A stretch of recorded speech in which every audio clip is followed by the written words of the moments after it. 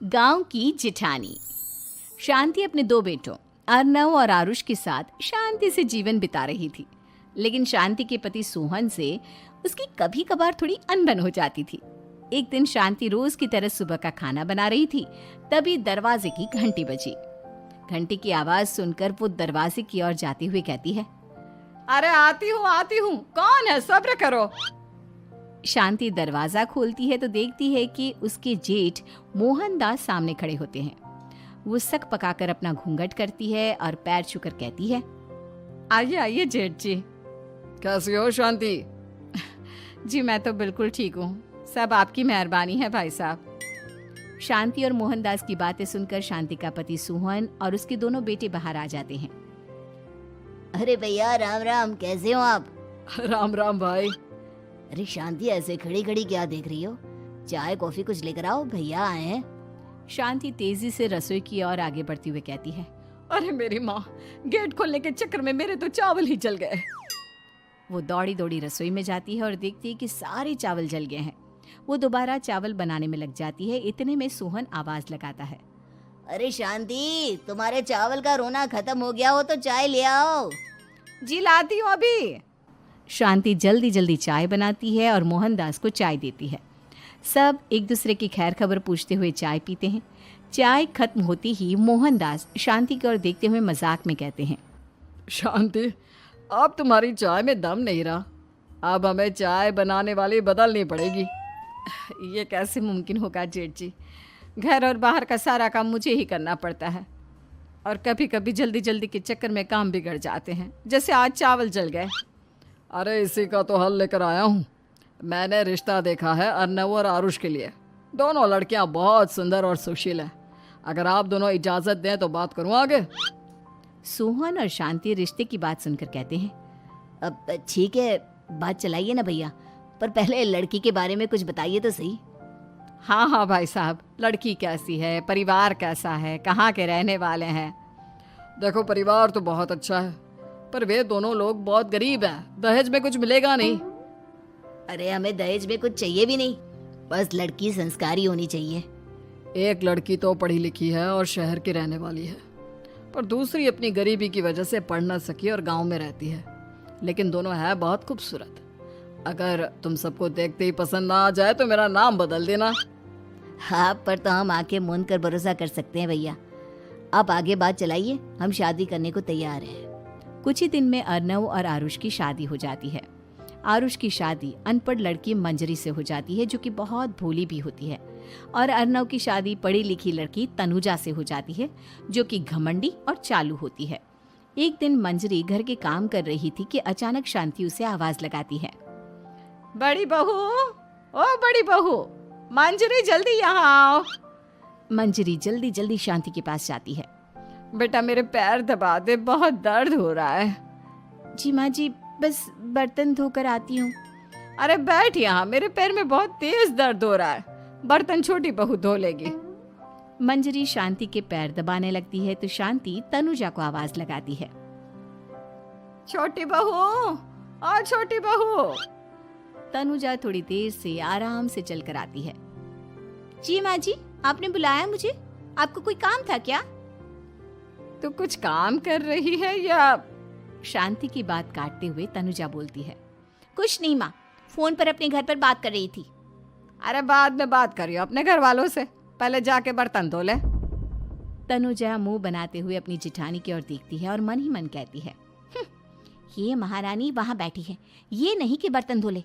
मैंने इतनी पढ़ाई बर्तन धोने के लिए की थी क्या? तनुजा दांत पीसकर वहां से चली जाती है। अगले दिन सब दफ्तर चले जाते हैं, तभी डाकिया चिट्ठी लाता है। शांति चिट्ठी लेकर मंजरी से कहती है, बड़ी बहू, जरा छोटी बहू को बुलाना, एक चिट्ठी आई है। मेरी तो आंखें कमजोर है तो मुझसे पढ़ा नहीं जाएगा। मंजरी तनुजा के पास जाकर कहती है, तनुजा, तुम्हें माँ जी बुला रही हैं।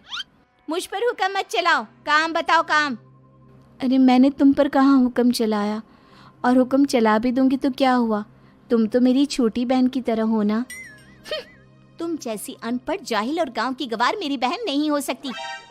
बेचारी मंजरी तनुजा की बात सुनकर अपना सा मुंह लेकर रह गई। कोई चिट्ठी आई है, माँ जी तुमसे पढ़वाना चाहती है, बस इसलिए बुला रही हैं। मुंह टेढ़ा करके तनुजा मंजरी का मजाक बनाती हुए कहती है, अनपढ़ कहीं की। तनुजा का ऐसा बर्ताव देखकर बड़ी बहू बहुत दुखी होती है। तनुजा को अपनी पढ़ाई का घमंड इतना हो गया कि अब वो घर के कोई काम नहीं करती और अपनी जेठानी का मजाक बनाती रहती। तनुजा का ये बर्ताव अब उसकी सास को भी नजर आने लगा था। एक दिन शांति ने अपनी बड़ी बहू से कहा, मंजरी, तनुजा हर समय तुम्हारा मजाक उड़ाती है, तुम्हें गुस्सा नहीं आता क्या? आता तो है माँ जी, लेकिन मैं क्या करूं? जब भी उसे कुछ बोलती हूँ वो और भी जली कटी बातें मुझे सुनाकर चली जाती है। मैं उसे अपनी छोटी बहन की तरह प्यार करती हूँ, लेकिन उसके दिल में मेरे लिए कोई इज्जत नहीं। बहू, तूने वो कहावत सुनी है, जुल्म करने वाले से ज्यादा जुल्म सहने वाला अपराधी होता है। मंजरी अपनी सास का इशारा समझ जाती है। वो अपनी देवरानी को सबक सिखाने की ठान लेती है और एक दिन शांति अपनी दोनों बहुओं के साथ बैठी थी तो शांति अपनी बड़ी बहू से पूछती है, अरे बहू, शाम होने को है, कुछ सोचा है क्या बनेगा खाने में? माँ जी, मेरे तो सर में बहुत दर्द है आज। मेरी प्यारी देवरानी ही कुछ अंग्रेजी खाना बनाकर खिलाएगी।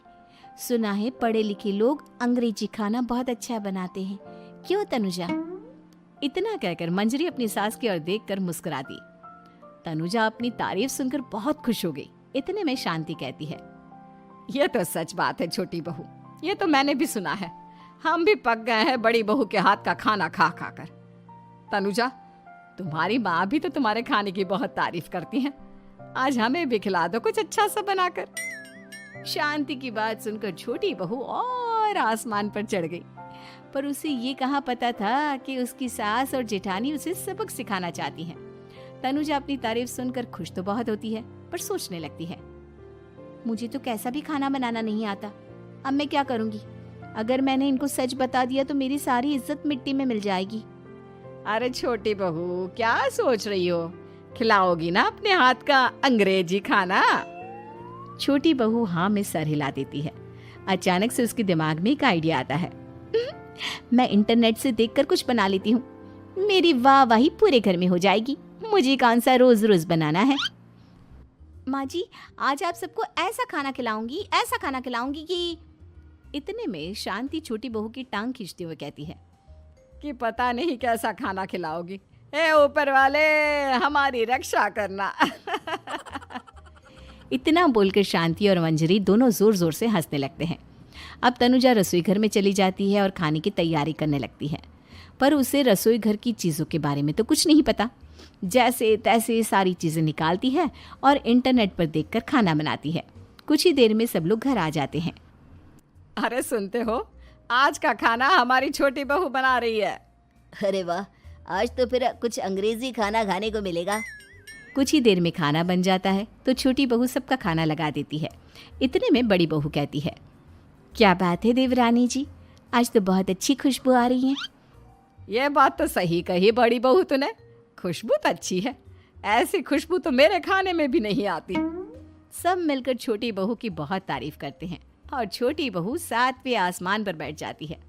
अब सभी खाना खाते हैं।